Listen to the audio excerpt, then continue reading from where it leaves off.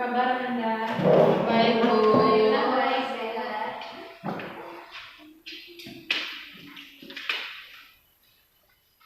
Baiklah, sebelum kita mulai pelajaran, alfabetnya berdoa terlebih dahulu. Baca bersama.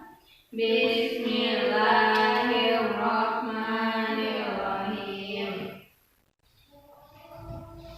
Hadir semua? Hadir, Bu. Hadir, Bu. Absen dulu ya. Ya, Bu.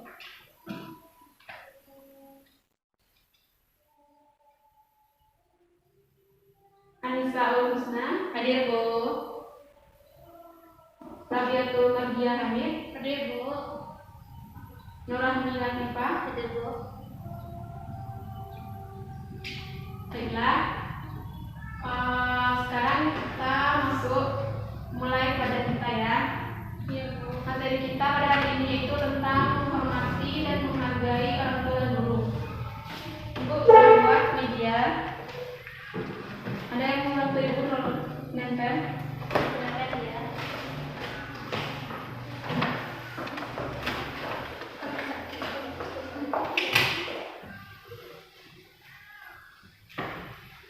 Yang mana, Bu? Keduanya, Bu.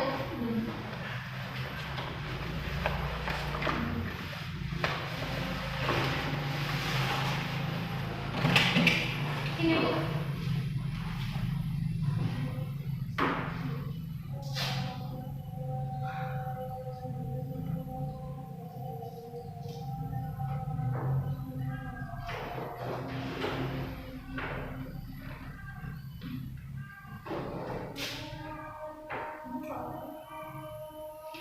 Nempelin tuh dia.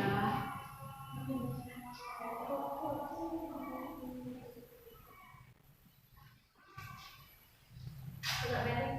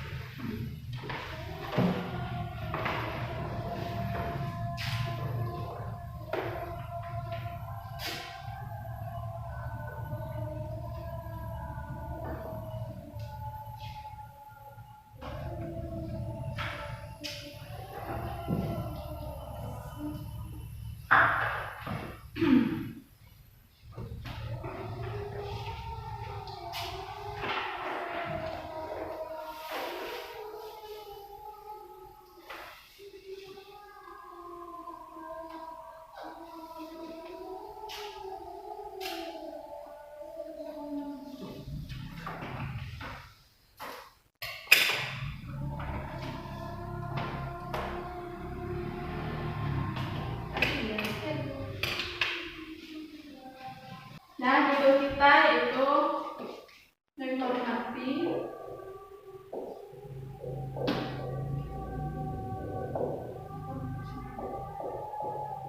orang tua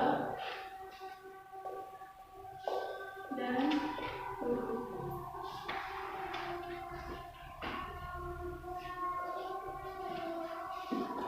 Pada bab ini kita bertemu dengan beberapa dalil, yaitu Quran surat Al-Isra ayat 23 sampai 24 dan Quran surat Luqman ayat 13 sampai 17. Dan juga ada dua buah dalil, yaitu riwayat Bukhari dan juga Muslim. Sebelum kita masuk ke sini, aku mau tanya, kenapa di situ judulnya itu orang tua dan guru? Kenapa harus sandingkan antara orang tua dan guru? Siapa bisa jawab? Ada yang bisa jawab? Jadi gini, Orang tua dan guru sama-sama membimbing anak. ya bisa.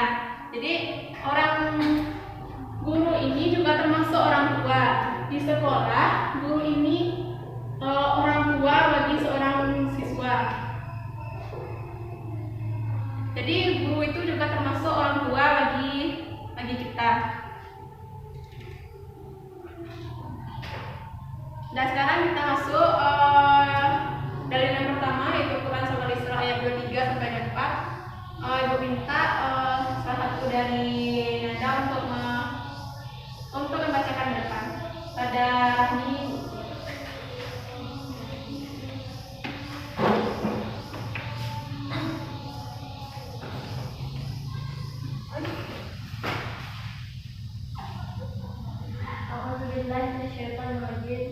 Bismillahirrahmanirrahim. Wa qada rabbuka alla ta'budu illa iyyahu wa bil walidayni ihsana imma yablughanna indaka al-kibara ahaduhuma aw kilahuma fala taqul lahumā uffin wa la tanharhumā wa qul lahumā qawlan karīmā waqfid lahumā janāha al-dhulli minar rahmah wa qul rabbirhamhumā kamā rabbayani shaghīrā. Nah, itu akan menjelaskan arti dari ayat ini. Jadi tolong dengarkan ya Bu. Wa qada, dan Ibu bacakan dulu ya. Bismillahirrahmanirrahim. Wa qada rabbuka alla ta'budu illa iyyahu wa bil walidayni ihsana imma yablughanna indaka al-kibara ahaduhuma aw kilahuma fala taqul lahumā uffin wa la tanharhumā wa qul lahumā qawlan karīmā waqfid lahumā janāha az-zulli minar rahmati wa qur rabbirhamhumā kamā rabbayani shaghīrā. Dan Tuhanmu telah memerintahkan agar kamu tidak menyembah kecuali hanya kepada Allah, dan kepada kedua orang tua berbuat baiklah. Jika sampai di sisimu berusia lanjut salah seorang dari keduanya atau keduanya, maka janganlah kamu mengatakan kepada keduanya perkataan dan janganlah kamu menghardik keduanya, dan katakanlah kepada keduanya perkataan yang mulia. Dan rendahkanlah dirimu terhadap keduanya dengan penuh kasih sayang, dan katakanlah, wahai Tuhanku, sayangilah mereka keduanya sebagaimana mereka menyayangiku waktu kecil. Ayat ini menjelaskan tentang pertama itu kita tidak boleh menyekutukan Allah.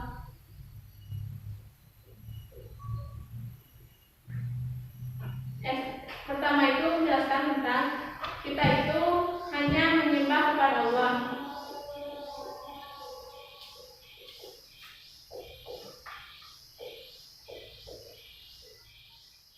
Hanya Allah lah yang berhak untuk kita sembah. Selanjutnya yang kedua itu mengenai tentang berbakti kepada kedua orang tua. Berbakti kepada orang tua ini ada tahap-tahapnya. Yang pertama itu kita itu tidak boleh mengatakan kepada orang tua. Yang kedua, kita itu harus kita tidak boleh mengatakan menghardik orang tua. Yang ketiga, kita harus berkata mulia kepada orang tua yang mulia. Yang keempat itu kita harus merendahkan diri kita.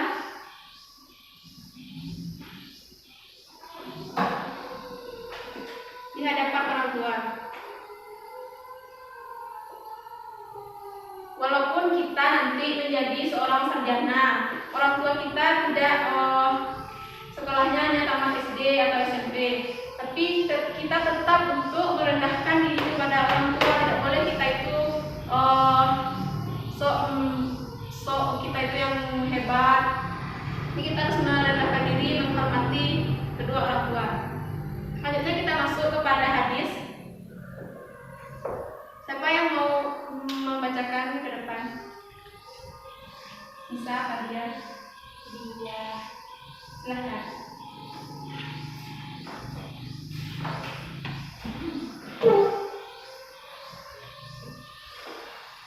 Yang kedua, Bu. Ya.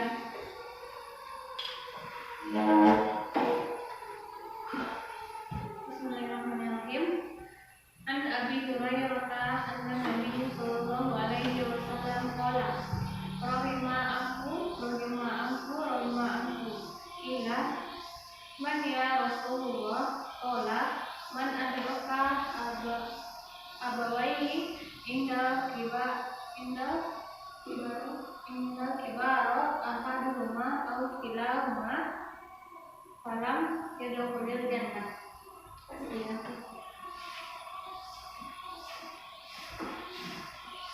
Selanjutnya hadis ini terjemahannya dari Abu Hurairah, dari Nabi SAW berkata, dia celaka.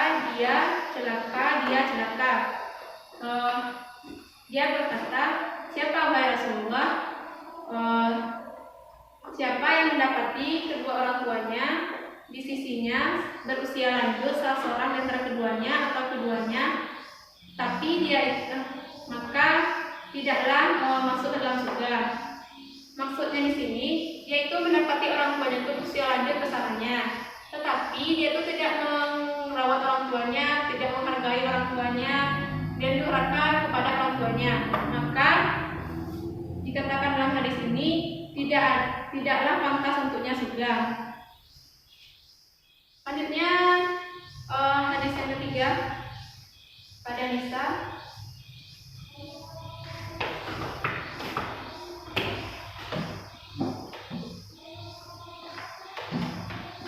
Hadis yang ketiga, Bu? Iya. Sami'tu Abdullah ibnu Umar radhiyallahu anhuma yaqulu ja'a rajulun ila Nabi sallallahu alaihi wasallam fasta'danahu fil jihadi faqala ahayyu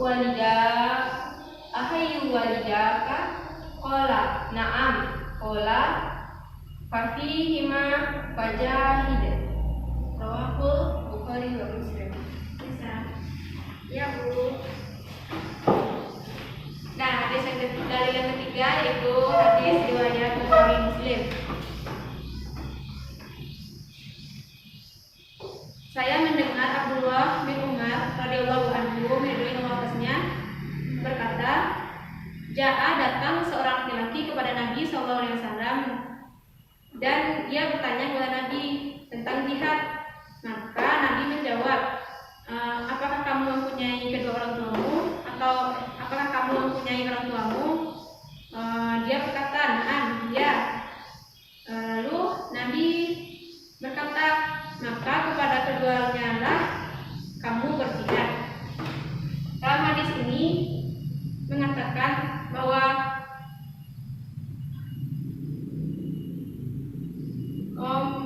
kita menghargai, berbakti pada orang tua itu mendapatkan pahala yang sangat besar, sampai besar pahalanya itu sampai sama dengan pahala kita berjihad di jalan Allah.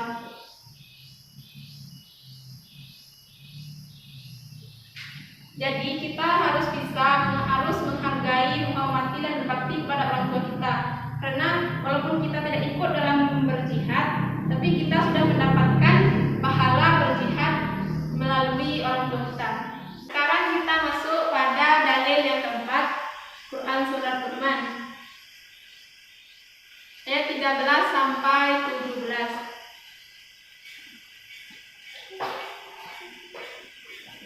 Di sini Ibu akan menjelaskan inti dari masing-masing ayat ini.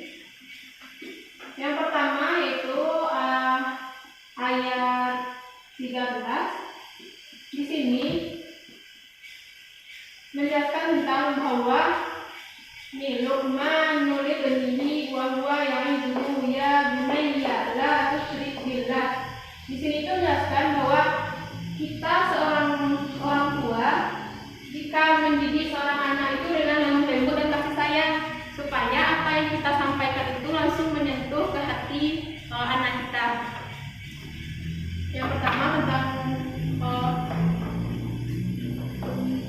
menasihati, mengajarkan dengan lemah lembut.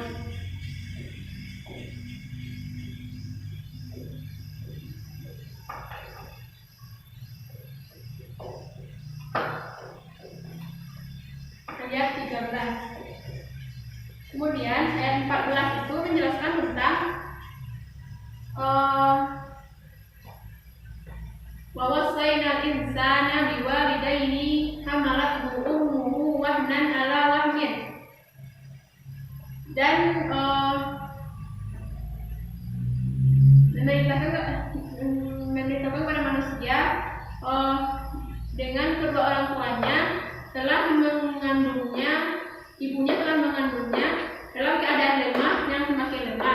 dan menyapinya selama 2 tahun. Dari ayat ini dijelaskan bahwa bagaimana besarnya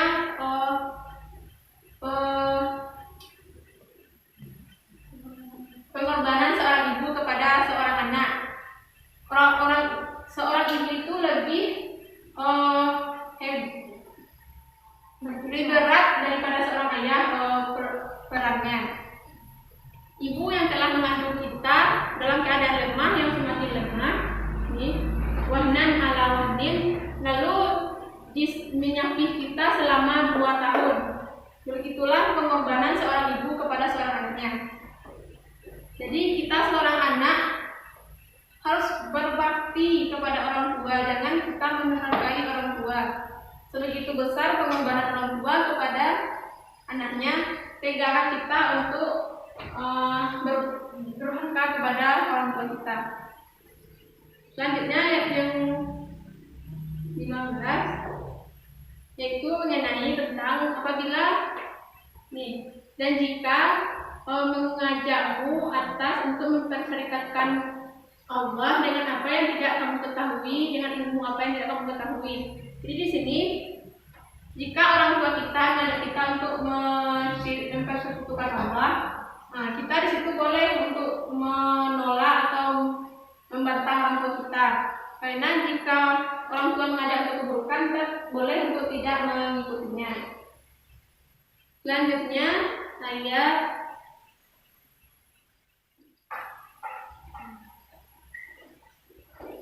17. Di sini menjelaskan tentang ya bunanya aqimis sholata, wahai anakku tegakkanlah sholat. Di sini menjelaskan tentang kita mengajarkan kepada anak kita untuk mengajak dia melaksanakan sholat, memerintahkan dia untuk melaksanakan sholat. Wa'mur bil ma'rufi wanhu 'anil munkar, dan memerintahkan untuk melakukan kebaikan dan menjauhi yang munkar. Inti dari yang ini tingkatnya yaitu kita harus sholat, dan sholat itu dan perbuatan yang kita lakukan itu mencerminkan sebaik apa sholat yang kita lakukan. Dan selanjutnya ibu sudah menjelaskan semuanya dan kandungan dalil-dalil ini. Jadi ada dari anak ibu yang ingin bertanya. Ya, kan ya. Jadi kan tadi ada ibu menjelaskan tentang kita boleh membantah orang tua kita apabila orang tua kita mengajak kepada keburukan. Nah, dalam membantah orang tua itu seperti apa yang bagusnya bu supaya tidak menyinggung perasaan orang tua, ibu. Nah, jadi memang di sini ada dikatakan kita boleh membantah jika orang tua kita mengajak untuk melakukan perbuatan syirik atau menyekutukan Allah. Jadi kita boleh untuk membantahnya, tapi dengan menggunakan kata-kata yang menyakitkan orang tua. Kita harus menggunakan kata-kata yang lemah lembut. Kita coba beri pengertian. Kalau orang tua kita belum juga mengerti, atau kita cari orang yang yang disegani orang tua, supaya orang tersebut bisa menjelaskan kepada orang tua kita bahwa yang dilakukan orang tua itu perbuatan yang salah. Jadi kita tidak boleh langsung menghakimi orang tua, langsung mengatakan itu salah itu sampai dia itu tersakiti, tidak boleh. Walaupun boleh membantah, tapi tidak boleh menyakiti, tetap dengan yang lemah lembut. Dan sekian materi kita pada siang hari ini. Bagi silakan anak ibu semua pahami kandungan dari masing-masing dalil tersebut ya. Untuk minggu besok ibu minta untuk menghafal salah satu dari 4 dalil ini. Jadi minggu besok silakan ibu tadi hafalannya, dan sekarang cukup sampai di sini. Kita ucapkan alhamdulillah. Alhamdulillahirabbil alamin. Nah, sekian Jika ada kata-kata yang salah dalam menyampaikan